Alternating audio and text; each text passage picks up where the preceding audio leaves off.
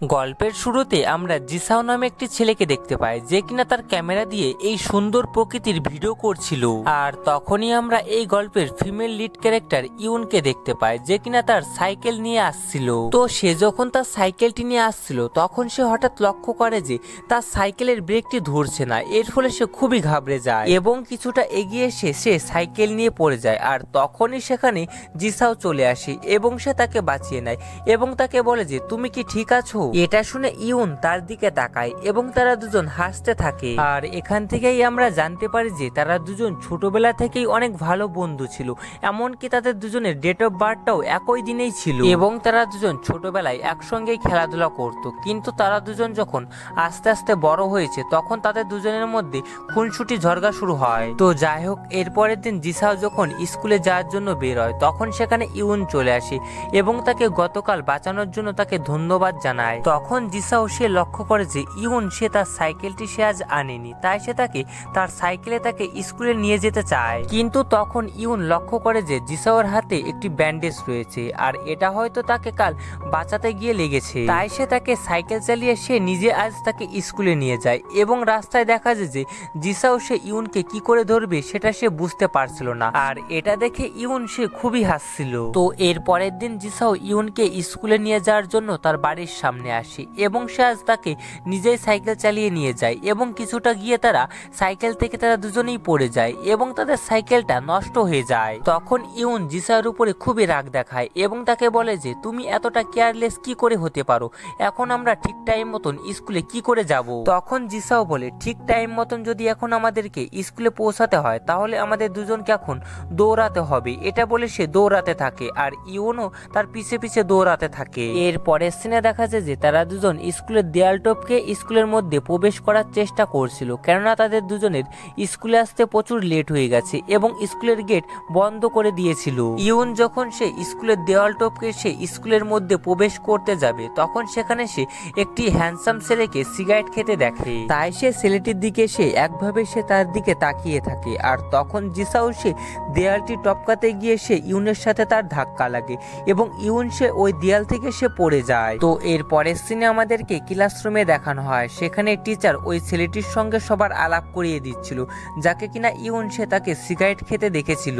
আর এই ছেলেটির নাম ছিল ডং। তো টিচার ডংকে বলে যে তোমার যদি ক্লাসরুমের ব্যাপারে কোনো কিছু জিজ্ঞাসা করার থাকে বা কোনো কিছু জানার থাকে, তাহলে তুমি ইউনের কাছ থেকে তুমি জানতে পারো, কেননা ইউন এই ক্লাসের টপার ছিল। কিন্তু এখানে আমরা দেখতে পারি যে জিসাওয়ের ডংকে একদমই পছন্দ হচ্ছিল না। তো এরপরে লাঞ্চ ব্রেকের সময় ইউন জিসাওর কাছে আসে এবং তাকে বলে যে তুমি কেন ঠিক মতন পড়াশোনা করছো না, তুমি যদি ঠিক মতন পড়াশোনা করতে আজ, তাহলে তুমিও আজ আমাদের এই ক্লাসের টপার হতে। তো তাদের দুজনের এই সমস্ত কথাবার্তা ডং সে পাশ থেকে সবই শুনছিল। তো এরপরের দিন রাতে জিসাও সে বাড়িতে পড়াশোনা করছিল, আর তখনই সেখানে ইউন চলে আসে এবং সে তার সাথে তাকে মুভি দেখার জন্য ফোর্স করে। তাই সে তার সাথে বসে মুভি দেখে এবং গল্পের শেষের দিকে হিরো এবং হিরোইন একে অপরকে কিস করে। আর এটা দেখে ইউন বলে যে গল্পের শেষে কি কিস করাটা খুবই জরুরি। তখন জিসাও বলে যে হ্যাঁ, গল্পের শেষে যদি হিরো এবং হিরোইন একে অপরকে কিস করে, তাহলে সেটাকে হ্যাপি এন্ডিং মানা হয়। তখন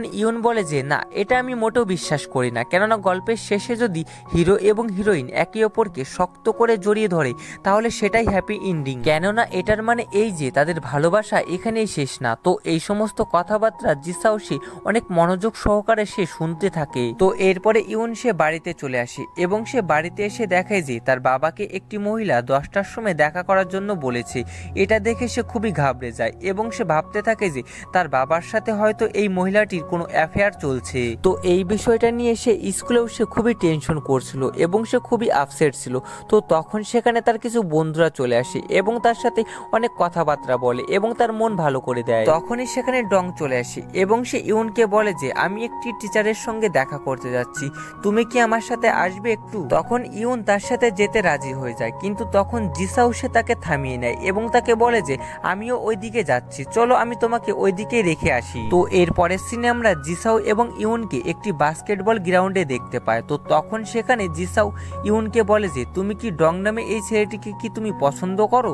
তখন ইউন তাকে বলে যে না, আমি তাকে পছন্দ করতে যাব কেন। এরপরে সন্ধ্যায় তারা দুজন বাড়ি ফেরার সময় ইউন জিসাওকে বলে যে তার পড়াশোনা কমপ্লিট করার জন্য তাকে অন্য একটি শহরে যেতে হবে। এটা শুনে জিসাওর মন কিছুটা খারাপ হয়ে যায়। এর পরের দিন ইউন সে তার বাবার পিছু করতে করতে একটি জায়গায় চলে আসে এবং সেখানে এসে তার ডংয়ের সাথে তার দেখা হয়। আর ডংও সে তার মায়ের পিছু করতে করতে সে এখানে এসেছিল। তখন ডং ইউনকে জিজ্ঞাসা করে যে তোমার বাবা আর আমার মার মধ্যে কি কোনো সম্পর্ক চলছে নাকি।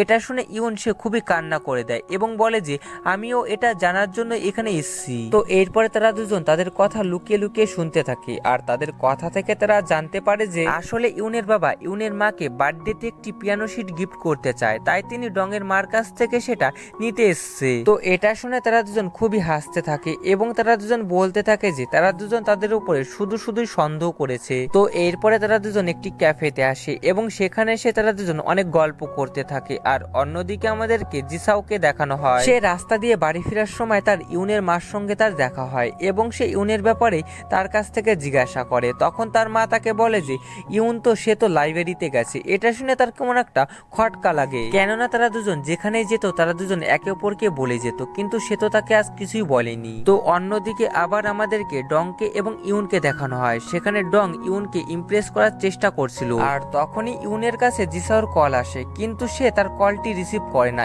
এর ফলে জিসাওর খুবই কষ্ট হয় এবং সে সারা রাত বসে বসে কান্না করতে থাকে। আর এর পরের দিন তার জ্বরও চলে আসে এবং এই ব্যাপারটা ইউন সে স্কুলে নোটিস করে, তাই সে তাকে নিয়ে ডক্টরের কাছে নিয়ে যায়। তো এরপর একদিন ইউনের টিউশন থেকে ফিরতে অনেক দেরি হয়ে যায় এবং তখন সেখানে অনেক জোরে বৃষ্টিও শুরু হয়ে যায় এবং তখন সেখানে ডং একটি ছাতা নিয়ে আসে এবং তাকে বলে যে চলো আমি তোমাকে বাড়ি ছেড়ে দিচ্ছি। তো এরপরে তারা দুজন অনেক গল্প করতে করতে বাড়ি আসছিল। তখন ডং সে তাকে সুযোগ বুঝে সে তাকে প্রপোজ করে কিন্তু ইউন সে তাকে কিছুই বলে না এবং সে সেখান থেকে চলে যায়। পরের দিন তাদের স্কুলে একটি ফুটবল ম্যাচ চলছিল আর সেখানে ডং খেলছিল আর এটা দেখে জিসাও সেও খেলতে চলে আসে এবং সেখানে এসে সে ডংকে মারার অনেকভাবে চেষ্টা করে। আর এমনটা করতে গিয়ে সে নিজেই অনেক বড় একটা আঘাত পায় এবং সে অজ্ঞান হয়ে যায়। এরপরে তার যখন হসপিটালে জ্ঞান ফিরে তখন সেখানে সে ইউনকে সে দেখতে পায়। তখন ইউন তাকে জিজ্ঞাসা করে যে তুমি ডংয়ের সাথে এমন কেন করছো। ইউনের এই কথাটাই জিসাও কোনো উত্তরই দেয় না এবং তাকে বলে যে তুমি আজ রাত 10টার সময় আমার সাথে পার্কে দেখা করবে। এতে ইউন তাকে বলে যে আচ্ছা ঠিক আছে। তো এরপরে সে বাড়ি এসে সে ভাবতে থাকে যে জিসাও তাকে কিসের জন্য তাকে পার্কে ডেকেছে। তো আবার আসছিল তার মার বার্থডে, তাই সে তার মাকে সুন্দর একটি উপহার দেয় এবং তার বাবাও তার মাকে একটি উপহার দেয়। কিন্তু সে তার বাবার উপহার দেখে সে খুবই অবাক হয়ে যায়, কেননা তার বাবা তার মাকে যেই উপহারটা দেবে বলে সে ডিসাইড করেছিল সেটা তো এটা ছিল না। তো এরপরে সে পিয়ানো স্টুডিওতে যায় এবং সেখানে গিয়ে সে দেখে যে তার বাবা তার মাকে যেই পিয়ানো স্ক্রিপ্টটা গিফট করবে বলে এনেছিল সেটা সে অন্য একটি মহিলাকে সে দিয়েছে। এটা দেখে সে খুবই কষ্ট পায় এবং সে সেখান থেকে চলে আসে। তখন তার বাবা তাকে আটকানোর জন্য অনেক চেষ্টা করে কিন্তু সে তাকে আটকাতে পারে না এবং সে সেখান থেকে চলে আসে। আর অন্যদিকে আমাদেরকে জিসাওকে দেখানো হয় সে ইউনের জন্য সে পার্কে অপেক্ষা করছিল আর এটা ইউন সে অনেক দূর থেকে সে দেখছিল, কিন্তু সে জিসাওর সামনে যেতে পারছিল না কেননা তার বাবার অন্য একটি মহিলার সাথে সম্পর্ক আছে। এটা দেখার পরে সে জিসাওকে ফেস করতে পারছিল না, তাই সে জিসাওকে কিছুক্ষণ দূর থেকে দেখে এবং সেখান থেকে সে চলে যায় এবং সে জিসাওকে কিছুক্ষণ পরে মেসেজ করে বলে যে সে আজ আসতে পারবে না। এই মেসেজটা দেখে জিসাও সে খুবই কষ্ট পায়। এর পরের দিন ইউন জিসাওকে বলে যে আমার সাইকেল এখন ঠিক হয়ে গেছে, তাই তোমাকে এখন আর আমাকে স্কুলে নিয়ে যেতে হবে না, আমি এখন থেকে একাই স্কুলে চলে যেতে পারবো। এটা শুনে জিসাও তাকে বলে যে গতকাল আমি তোমার জন্য কতক্ষণ অপেক্ষা করেছি, তুমি আসোনি, আর আমি তোমাকে ফোন করলে তুমি ফোন কেটে দিয়েছো। তখন ইউন সে কিছুই বলে না এবং সে জিসাওকে ইগনোর করতে থাকে। তখন জিসাও সে খুবই রেগে যায় এবং তাকে বলে যে তুমি কি ডংকে পছন্দ করো, এর জন্য কি তুমি এখন আমার সাথে এমন করছো। তখন ইউন সে তাকে মিথ্যা কথা বলে এবং তাকে বলে যে হ্যাঁ আমি ডংকে অনেক আগে থেকেই পছন্দ করি। এটা শুনে জিসাও সে খুবই কষ্ট পায় এবং সে সেখান থেকে চলে যায়। জিসাও সেখান থেকে চলে যাওয়ার পরে ইউন সেখানে অনেক কান্না করতে থাকে এবং তাদের দুজনের মধ্যে সম্পর্ক ভেঙে যায়। আর এরপর থেকে তারা দুজন একে অপরের সঙ্গে কেউ কথা বলতো না। আর এভাবেই দেখতে দেখতে কিছুদিন কেটে যায় আর ইউনের অন্য একটি শহরে গিয়ে পড়াশোনা করার জন্য সেই দিনটিও চলে আসে। তাই সে তার এবং জিসাওর কিছু পুরনো স্মৃতি তার মনে পড়ে এবং সেই স্মৃতিগুলো মনে করে সে খুবই কষ্ট পায়। তো এরপরে ইউন যখন সে স্টেশনে দাঁড়িয়েছিল তখন সেখানে জিসাও আসে এবং সে ইউনকে বলে যে অনেকদিন হয়ে গেল তোমার সাথে আমার কোনো কথা হয় না, তাই আমি এখানে আসলাম। তখন ইউন তাকে বলে যে তুমি কি করে জানলে যে আজ আমি এ শহর ছেড়ে চলে যাচ্ছি। তখন জিসাও তাকে বলে যে আমাদের কথা হয় না তাতে কি, আমি তোমার ব্যাপারে সমস্ত খবর রাখি। বলেছি। এটা শুনে ইউনের চোখে জল চলে আসে আর তখন জিসাও সে তাকে শক্ত করে জড়িয়ে ধরে এবং তাকে বলে যে মনে আছে তুমি একদিন আমাকে বলেছিলে যে গল্পের শেষে যদি হিরো এবং হিরোইন শক্ত করে একে অপরকে জড়িয়ে ধরে তাহলে তাদের ভালোবাসা এখানে শেষ হয় না, বরং তাদের ভালোবাসা এখান থেকেই শুরু হয়। আর আমাদের দুজনের গল্প তো এখান থেকেই শুরু, এটা বলে সে তাকে প্রপোজ করে। তখন ইউন সে তাকে অ্যাকসেপ্ট করে নেয় এবং তারা দুজন একে অপরকে অনেক শক্ত করে জড়িয়ে ধরে। আর এখানে এই মুভিটি শেষ হয়ে যায়।